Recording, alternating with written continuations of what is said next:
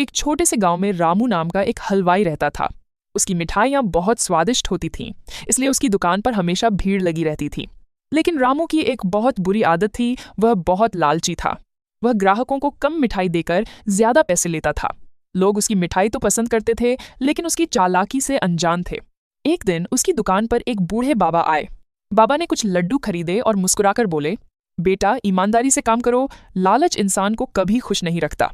रामू हंस पड़ा और बोला, बाबा जी, आज के जमाने में पैसे ही सब कुछ हैं।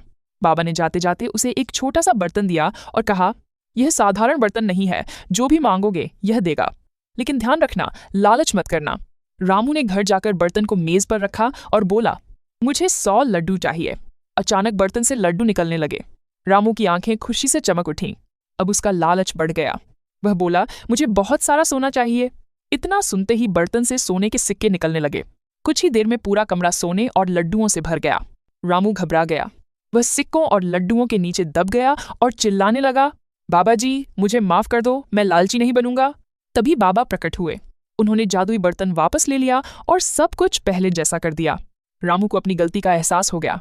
उस दिन के बाद उसने कभी लालच नहीं किया। वह ईमानदारी से मिठाई बेचने लगा और गांव के लोग भी उससे खुश रहने लगे।